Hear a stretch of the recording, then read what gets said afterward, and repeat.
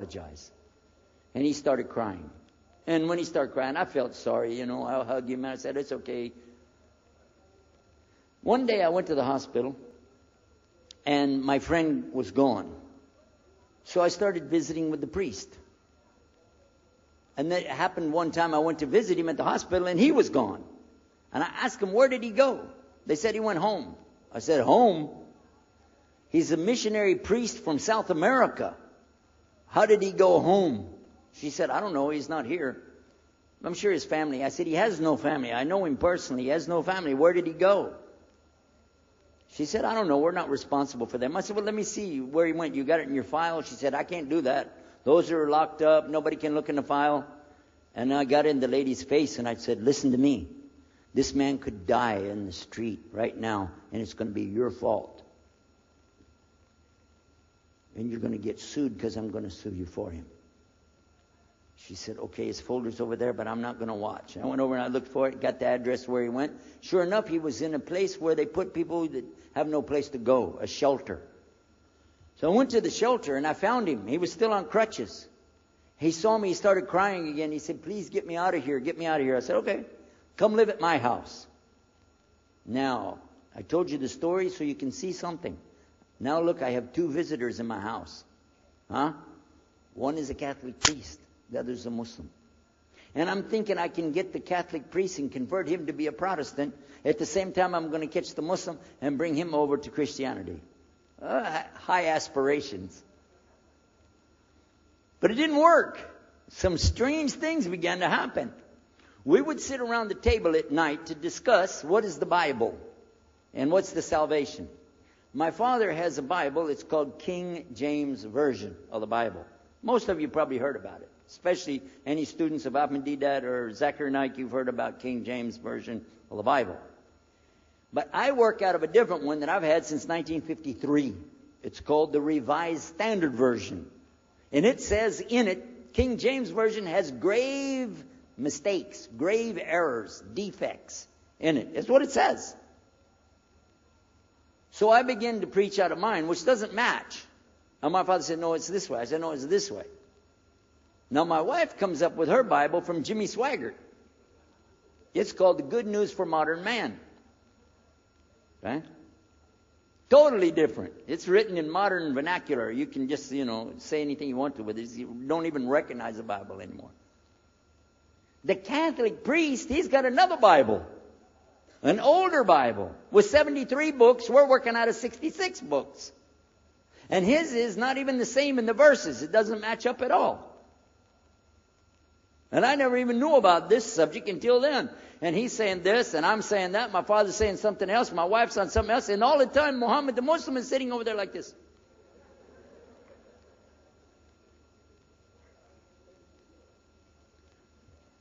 So we asked him. I guess it was me. I asked him. I said, well, how many versions of your book, your Quran, do you have? He said, the Quran has no versions. There's only one. It's original. It's in the Arabic language.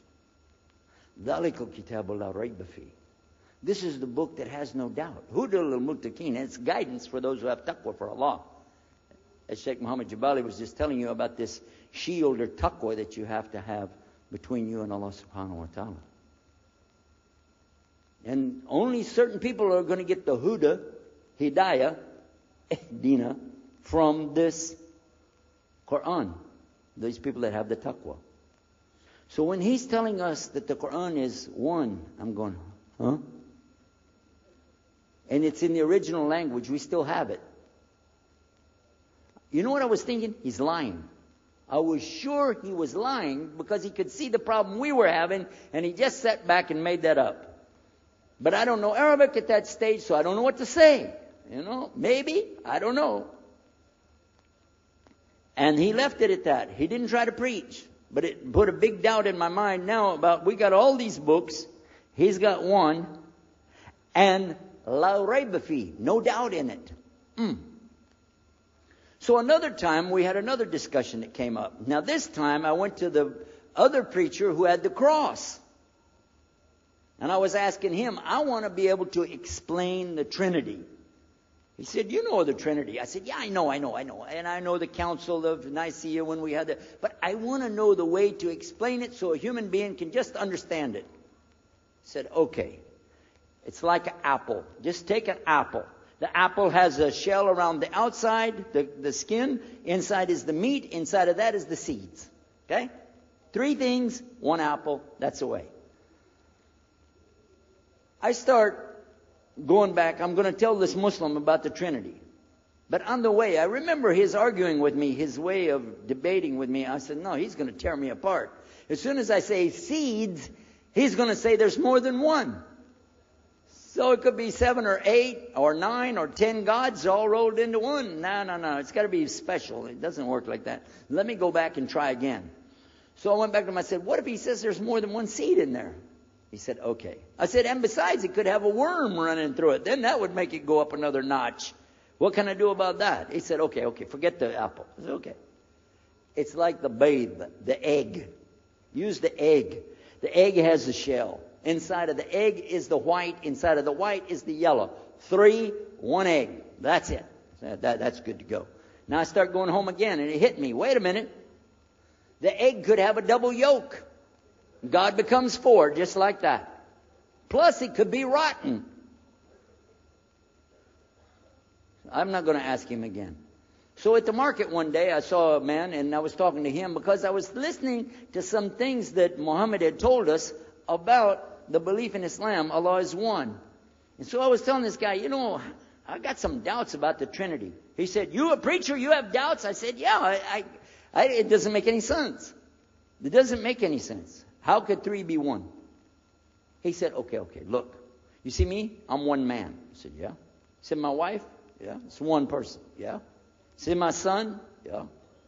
3. 1. One family. It's the family of God. Use that. I said, there you go. The family of God. You don't get very far on that one, and you realize right away they could have another kid just like that. But worse, they could get a divorce. You want a God that can get a divorce? Huh? In Texas, if you get a divorce, your wife gets the cars, house, your retirement check, your 501, your Keogh plan. She's going to get your computer and even your email. You got nothing left. And I don't want a God that could have a worm in it. I don't want a God that can be rotten, and I don't want a God that can get a divorce. I want to explain this Trinity the right way. Sure enough, the subject came up, Trinity. There we are. Now here's the priest trying to talk about the Trinity is like an apple. I'm going, go there. And then the egg, don't worry about it. The family of God, forget about it. I know what's going to happen. So we ask Muhammad, we say, okay, what do you say about God? What do you think he said? أعوذ بالله من الشيطان الرجيم بسم الله الرحمن الرحيم قل هو الله أحد الله الصمد لم يلد ولم يولد ولم يكن له كفوا أحد. And he explained it something like this. Say he is Allah, the unique, not like anything else. He's eternally sought after by his whole creation, but he doesn't need the creation. He's not the father of anything. He's not the son of anything. He's not like anything. And he is unique. Ahad. I said, boy, that's exactly what I already think, but I can't admit that. That sounds too easy. But plus in the Quran, Allah subhanahu wa ta'ala tells us to tell the Christians, don't say 3. Here's a little point. I'm going to go out of the story for a minute to show you something. Nowhere in the Old Testament, the Torah, or the Zabur, the Psalms, or the Injil, which is the New Testament, nowhere in the Bible do you find the word Trinity. Not once. Not once is the word Trinity. But it's in the Quran. We have it in the Quran. It says, Thalath. Tell them not